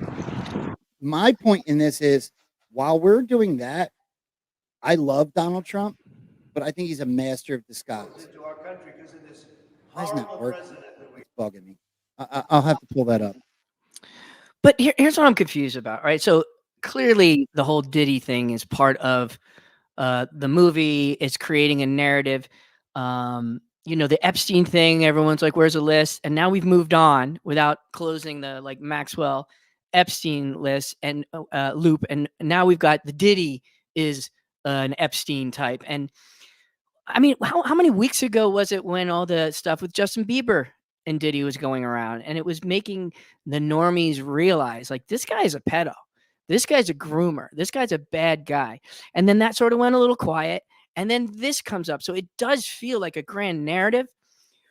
And maybe this leads to like that big event we were talking about. But like, where is this going? Because, I know we've learned patience in 7 years, but I feel like this just keeps trickling out. And like, if Diddy's going to be the Epstein that wakes up the masses because everyone listens to his music and everyone who's at his parties, it's much closer to people than Ghislaine Maxwell and Epstein were. So it feels like this would be the one to wake everyone up. Like, when's it going to reach the crescendo? Because, like I'm ready to see these fuckers go down. I feel like it's coming. It's got to be. I wish I could share. I don't know why my screen's not sharing correctly. So there's other stories that have come out that lead me to believe that even more so, as they're already doing, that more's happening behind the scenes. First of all, did you see the explosion at the bank? Oh, yeah. At the Youngstown Chase Bank. That's unbelievable, right? That's unbelievable. So what was in the basement at that bank? They're saying gas. Bruh. Do you remember? Okay. You just talked about the shooting in Vegas. Do you remember the Christmas bombing in where was that? Outside the AT&T building. Oh, you mean Nashville? The one with yeah. I mean, it's none of this. These are all coordinated explosions. Here is like was there some kind of a data center in Youngstown, some kind of underground complex? Was it a raid? Was it the destruction of evidence, or was it the good guys destroying a thing and raid? There was military style gunfight outside of that explosion that no one talked about. You were talking about the Christmas one. in Nashville. Oh, yeah, that was absolutely. They were breaking. The good guys, I think, were getting into some facility that was deeply guarded and controlled, and they took out the guards and they blew up whatever was in there. Bad guys don't announce to the people, "Hey, evacuate the block, or we're about to blow it up." No, good guys do. Good guys do. How about this? This story is brand new too. 3 liberal Supreme Court justices recused themselves in a lawsuit over the 2020 election case. This is Okay. May 29th, 2024. What's this about? Bro, this is a big deal. What is this about? In a rare move, 3 liberal Supreme Court justices recused themselves on May 28th from a case involving a lawsuit filed against them for rejecting previous lawsuit that sought to overturn the results of 2020 presidential election. And we're all talking about De Niro. Right. Wow. In the case, the Supreme Court turned away a long shot by So they're being sued. Look, bro, look at this. Look what it's referencing. There's a lawsuit against the 3 justices. They're being sued for rejecting a previous lawsuit. They're not just being a previous lawsuit. Listen to what lawsuit? Roland J. Brunson. Oh, it's the Brunson. They're being. Bro. Oh shit. Oh. This is the one where the Brunsons are trying to take down the whole government. Sotomayor, that's got a good ring to it. Why are 3 liberal Supreme Court justices recusing themselves for turning down Brunson? Dude, this is my favorite part of the movie so far right here. This is getting good. Because everyone was like, why isn't the Supreme Court doing anything about election stuff? And I'm like, it's obviously part of the movie. They're not allowed to touch that until the very end. Everyone. Trump told us we're releasing proof more and more. Dude, this is huge. Yes. Yeah. So hold on. So I'm going to read this one because it is huge. So in the case, Supreme Court turned away a long shot bid by Roland J. Brunson of Ogden, Utah, who has gained notoriety among Trump supporters for legal activism. The case at hand is known as Brunson versus Sotomayor. The petitioner sued Justice Sotomayor, Ellen Kagan, and Ketanji Brown. This is going to make Smart Paul and JF9 so happy. Totally. On their official capacity for voting on February 21 of 23 to deny the petition for certiorari or review, in his previous lawsuit, Brunson versus Adams.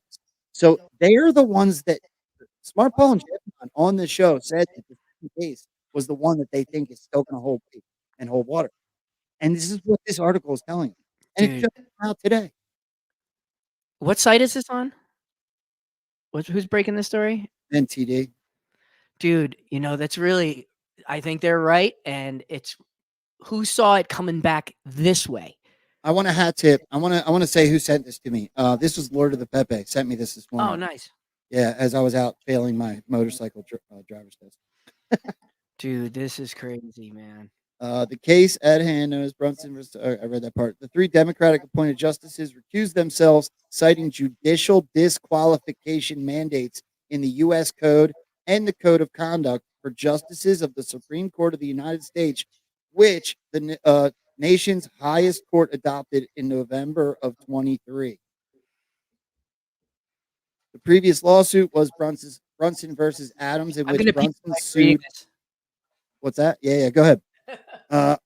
Brunson sued hundreds of members of Congress in 2021, claiming that they violated their oath of office by not investigating election fraud in the 2020 election and by certifying the election victory of then challenger Joe Biden over then incumbent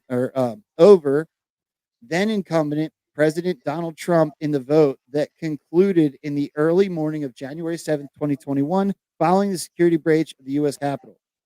Representative Alma Adams, Democrat of North Carolina, appears in the short title of the petition filed in the appeal because she was named first in the list of 388 respondents. Also including as respondents were President Joe Biden, Vice President Kamala Harris, and former Vice President Mike Pence. The lawsuit sought the removal from office of President Biden, Vice President Harris, and the members of Congress. So if you remember, Mark, which I'm sure you do, you talked to Smart Paul and JF9 as well. They predicted an alien invasion, right? when we were having the Yeah. the whatever it was, Yep. the eclipse.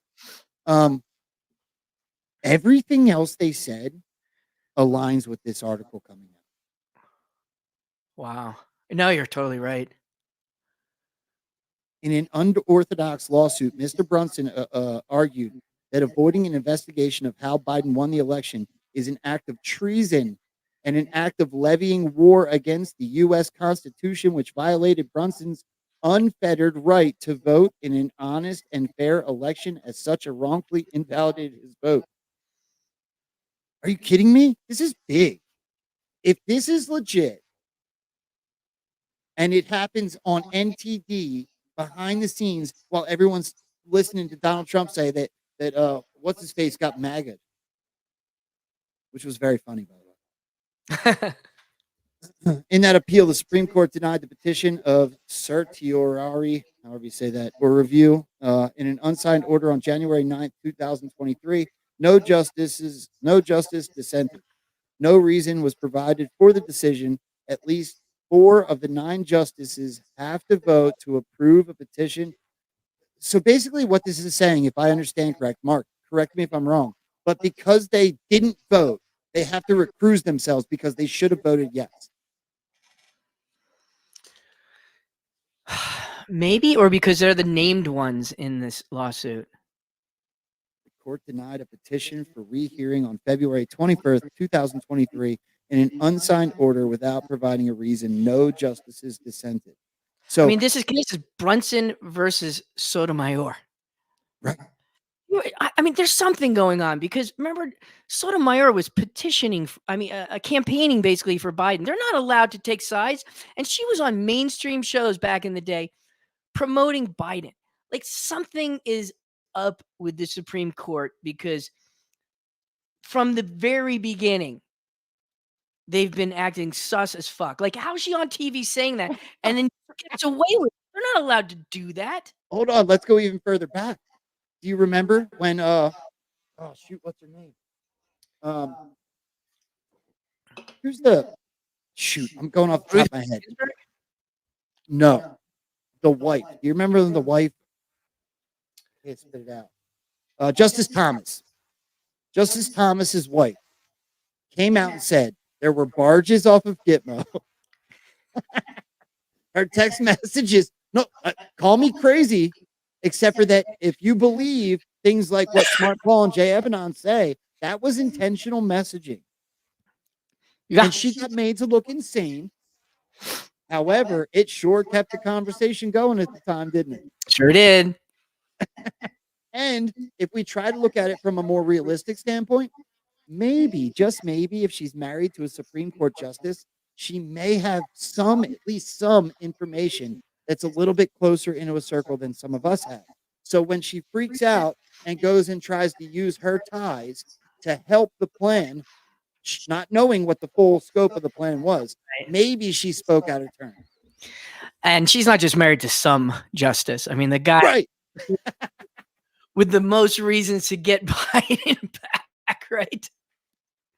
Do you remember when Ruth Bader Ginsburg was supposedly like working from home and they had the recordings of her in court? Like, did you think those were fake? Like, wasn't really her, and they were like releasing, like she was fully on ice at that point, and they were like literally doing, which if that's the case, that means that every justice was in on it and knows what's going on, which means there's some sort of military thing over all of them right now. And I think it's been there since day one. Since Trump stepped in, that court has been fully controlled, would be my guess. Yeah, I tend to agree with you. I'm going to see if I can share screens a different, because this isn't. So I'm going to do a window. Tap the window. I want to show the Trump clip, but it doesn't seem. See if this works. Yeah, for some reason. You can hear it, right? No. No. All right, don't worry about it. I got something going on. I got to reboot myself, but I'm not going to do it so close to the end of the show. Yeah, bro. There's a lot going on. That's a big deal. That is it. That's a really big deal. Man, We got to follow that story. I'm glad you found. I mean, that seems like the biggest story of the summer so far. Yeah, that's a big fat hat tip to Lord of the Pepe. She sent that to me in text message this morning while I was driving. She sent me a bunch of other ones, but for some reason my stuff's not sharing the way I'd like to. Um, but but those are big deals. No one, okay. There's a lot of big names in this movement. I don't want to call them all out, but nobody would touch the Brunson case because everyone said that doesn't seem legit, right? That's just too good to be true. Why is it still in the news? Yeah. Undercover from things like the same guy that was at January 6th, the same guy that was at the Biden giving Ruby Freeman an award. Why is the show overshadowing this tiny little story? And this should be in the beginning of every story on every channel across your television. What are these guys? There's a band. Are they like trumpet players or something? What's the deal with them? Yeah, they were trumpet players. I mean, you know what this feels like to me? This feels like Mike Lindell. Like we've got all Trojan horses that are doing really important stuff, but they're made to look like they have zero credibility. Oh, the trumpet players. Oh, the pillow guy. Meanwhile, they may be driving forward some of the most important initiatives in this entire plan, and nobody's worried about them because they think they're a joke. It's the best Trojan horse ever. Yeah, Mike Lindell is absolutely, in my opinion, 100% part of the plan. Oh, absolutely. I mean, he's met with Trump. Yeah, without question, continued the conversation about election fraud on purpose. Multiple symposiums, absolute truth, whatever it was else he put out. Without question, 100% is part of the plan. Yeah. And you're right. I'm leaning towards the same thing with these trumpet players. Because why the hell did 3 liberal Supreme Court justices just recuse themselves? It's insane, dude. I can't wait to file that story. Well, my computer's giving me issues, Mark. I want to hear. Let's do some personal stuff. So I want to hear more about your guys' channel, what it is you might want to promote, whether it be Kofefi.coffee or your podcast, where people can find you, stuff like that.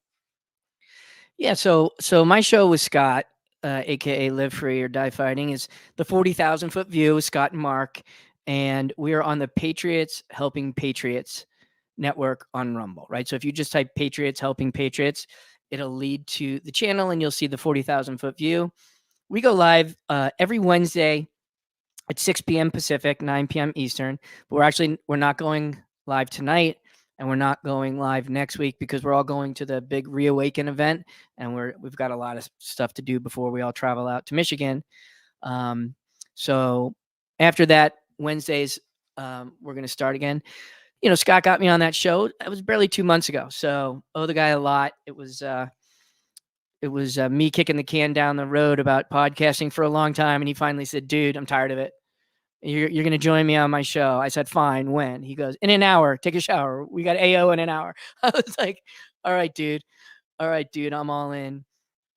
Kofefi, man. I mean, I really love this business and this brand, and you know, Pepe D and I started this, and Pepe's like my brother, man. He was the first guy I met after my testimony, and that led me to the pit. Like I wound up sitting next to him on the bus, and like we had a bond that was fully under God, and it was incredible. So this is like we work on a lot of things together, but this is the first from the ground business we've started, and it means so much to me. Now we haven't really started marketing or anything yet because we're a small team and we're all very busy.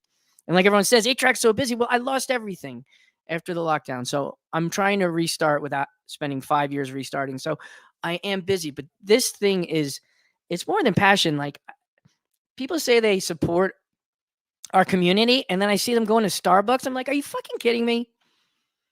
Are you like, first of all, we know that's poison. That's GMO corn syrup and a lot of it. Now they're talking about the shit that's lining the cup. It's all poison. And their little siren logo, like they are deep state. They want you dead. Why are you spending $9 on a cup of coffee from them if you're a patriot? So we've got really good coffee. It's all American roasters. I mean, you've got a great bean. Like, these are not bullshit coffees. They're sourced from all around the world. If you go on the website, you can find the kind you like, if it's organic or SHG, all the coffee things. If you're that kind of person, we've got all of it. And you're supporting a patriot-owned business, and you're supporting folks like Joe Rambo. And like, I'm super proud of this. We want to make it so that we don't depend on anyone who can, demonetize us or fire us. A couple more of our good friends just lost their jobs in the last week. You probably know who I'm talking about, for being patriots. I mean, this is not something that's going away anytime soon. So I really hope people will check out coffee.coffee. When you check out, listen, they've all got a link that gets them commission on anything you buy. So it doesn't matter if you buy someone else's coffee. If you click on Joe's link, you don't have to love Joe's coffee. If you see a flavor you like, get it, because Joe still gets his share. If you buy a t-shirt, or if you buy a mug, or if you buy any a sweatshirt, he still gets a cut of that. Okay. So the other thing is, we've added a feature. If you go to the site directly, like right now, if you just type coffee.coffee, but you still want to give that money to Joe at checkout, you get to choose from a drop down who gets it. So I really encourage you, whenever you purchase, select someone. Change it up if you want to.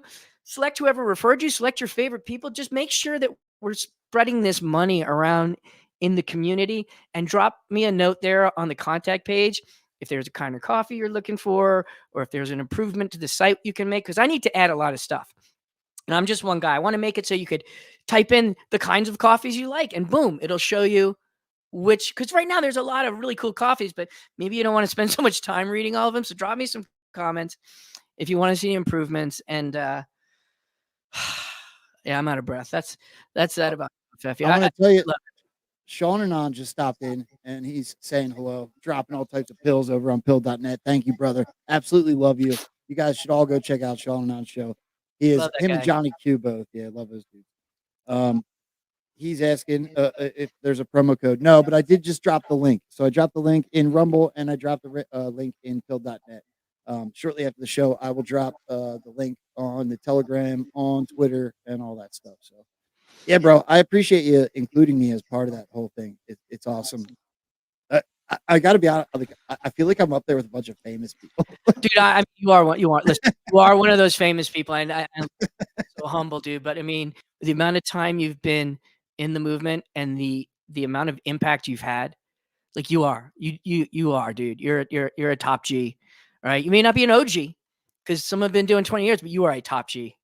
That's cool. You were a Thank you top so G. much. I loved designing the logo for yours too, because it was so badass, and we didn't want to do any copyright infringement stuff, and I think it's just a badass logo. We should probably put that on a t-shirt too. Let's see if we can try it again. Let's see. Last time this messed me up, but we're gonna try it again anyway. Hold on. We gotta get rid of this one. I got it. Coming at you. Sharing screen. All right. So here is the website. Hopefully this don't screw us up here at the end of the show, but here is your coffee website. Mark did all of this, and look at all these amazing Patriots. Look, You see Midnight Rider. We've got Carly Bonays, we've got Midnight Rider, we got a Mindy Robinson. Those just got dropped last week. Yep, there's Seth Keschel, Patriot AU, who we absolutely Frank love, was just on your show. Boone Cutler. Cutler. Right. Brian Cates, he's been here many times. Swampy, absolutely love her. Brenda, who's a huge, huge help with not just my Telegram, but many, many people that are out there trying to do this. Brenda is I don't want to call her behind the scenes, because she really is kind of in the forefront, but behind the scenes, she does a ton of work for a lot of us. I absolutely adore her. Awaken Outlaw, there's Sarge, right? I can keep going right down the list. You know all these guys. They're absolutely awesome. Hey, I recognize that one. Boom. Go get yourself some Rambo Bros. And then below that, we've got the house blends that are available still too. So we've got a bunch of stuff. Peru decaf, half can blend, turtle. There's all kinds of stuff. And then there is also some merch. So this is the stuff you were talking about before. Yeah.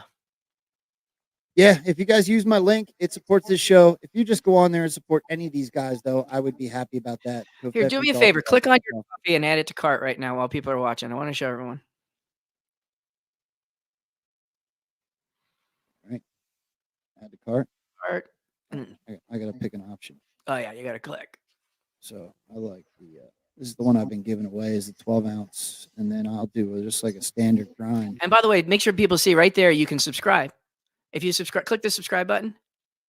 You can choose once a month, every 6 weeks, or every 8 weeks. And your discount, obviously, the more frequently you get it, the bigger discount you get. But you can get 10% off if you get it just automatically sent to you every month. So I recommend doing that. So now click, go back to purchase one time, and then click add to cart, and then click the cart button below it to go to your cart. It's right there below there, or it's Here? right there. Yeah. Now click proceed to checkout. Everybody's gonna see my credit card. Oh yeah, make sure that nothing nothing auto populates before you select. Go all the way to the bottom. Yeah. And Notes. I do ship to different address all the time. Not showing up because you haven't entered it. All right. Well, so forget this for now. But right below the order notes, people will see where they can select whoever they want to credit that to. So if they didn't come on your Oh, really? Yeah. I'm not sure why it's not showing for you right now. It might be because you don't have your info entered in. So I don't want you to click a field and then it's going to auto populate all your stuff. Yeah, I don't want to put my right credit below card. that. There's a drop down, and they can come from just the direct link, and then click that, and you'll get credited for that whole order. Because I got to be honest, I was going to ask you if there was a way to do a promo code because it's just easier to do it a podcast format. But if that's the case, I'll start promoting it that way. So you can go to the bottom once you're in your cart, and you can say who you want to give credit towards for purchasing, even if you go directly to the Covfefe.coffee link. Yep. And you know what? We do have the ability for promo codes too. So you know what? Let me work on that because I'm sure you're not the only one who would like that. And I think in the self-service panel that we have for your affiliate tracking, I think I might even be able to put it in there where you can make your own promo codes, which would be pretty dope. So Yeah, I love that. one for every show. Same as Mike Lindell. I would love to just do a promo code Rambo. I love that you guys did this thing where you can track your different, see which one's more successful, different campaigns, and try to maybe imitate or do that again so that it does well. But for podcasting situation, a promo code's the greatest because you can just get them to go there, throw your promo code in, and everybody can remember promo code Rambo. Right? Yeah, that's pretty. No, you make a good point, man. I mean, our initial, plan was like, look, some of these accounts like yours are really big, and if you guys are driving traffic for all these other sales, we want to make sure you're getting credited for all of them. But we could do it the same way with the promo code. It would accomplish the same thing. The promo code would make it a lot easier to share, I think, personally. Yeah. All right, cool. Well, I'll tell you what, dude, this has been an absolute blast. I hope we do it again soon. It's really a good time to hang out with you. I love you, man, and I mean, I'd love to do it again. It's really easy chat, brother. I would love to have you and Scott both on here sometime. That'd be cool. That'd be cool. He's had me on his show. I would love to have him here. When I asked him, he was very busy. Actually, he told me he would get back to me after he was done reading the Bible. He was on a mission, or he was reading the Bible, and we just never linked back up after that. But I would love to have him on too. I know he'd love to be on, man. I know it. It would be great. Let's do that. All right. Yeah, we'll set it up because I think my next week or two is pretty booked up, but 3 weeks out I am not. All right, right on. Yeah. All right, we'll definitely talk about that. I have to do this a different way because I tell you what, I'm gonna drop you down because I want to give some thank yous over here for people that were supporting the show, and then I'm gonna do the outro. But I want to say thank you very much. We will do it again soon. Definitely talk to Scott. And we'll stay talking on back channels. We'll definitely do it again. Awesome. Thank you, brother. All right, dude. Much love. Be good. Much love. All right, guys. How awesome was that? So I first and foremost want to say thank you to so many people I did not see yet over on pill.net. So we got the first two. Believer, you got me twice with 2 gifts of shades. Thank you very much. Max Force absolutely rules. That dude's been on here multiple times. Please go check out Max Force. He is over here on pill.net. I believe he's also on Rumble. Mac absolutely rules. Gifted a cookie. Believer again with the shades. And Sean and I hit us with 2 cookies and shades. Oh, and 2 more cookies. So he's trying to start a cookie fight over here by himself, but I appreciate that, bro. Keep crushing it. Us, Damn, good to see you, A-Track. So he said hi, A-Track. And then was there anybody I missed on Rumble? Scrolling up just to make sure. I think we're good to go. All right, all you guys are the best. If I could ask one more time, hit that positive affirmation button. Thumbs up on Rumble, thumbs up on YouTube. Take that red pill over on pill.net. And if you watch this whole thing on Twitter, please share it out. But also know that these platforms have very active chats where I would love for all you guys to come over and see. I love my X account. I'm going to continue to put it up there. But I love seeing you guys come over to where we can all talk. Oh, my holy ship. Sean and I just dropped the ship on us. Thank you, brother. That means the absolute world to me. I don't know if you guys know, but Sean's had me on his show a few times and he's been here once. I absolutely love this dude. So Sean has been supporting and helping me get the show up on pill.net behind the scenes. So I just want to give him a really huge shout out. Sean is as far as I know this dude, he is thorough through and through. So thank you, Sean. I appreciate you, and I appreciate all you guys up there. Ruby Ray, I see everybody in the chat. Let me bring up this because I had to reboot. So we're gonna do the outro a little differently. It means I actually have to dig for it. Guys, I love you. We will absolutely see you tomorrow with y'all know who's coming tomorrow? Stormy Patriot Joe and Absolute 1776. I've been looking forward to this for 3 weeks now. Do not miss tomorrow's show. It's going to be awesome. And then Friday, we're going to have Sarge and Feisty Cat. We'll be back. The legends themselves. Love y'all. Peace.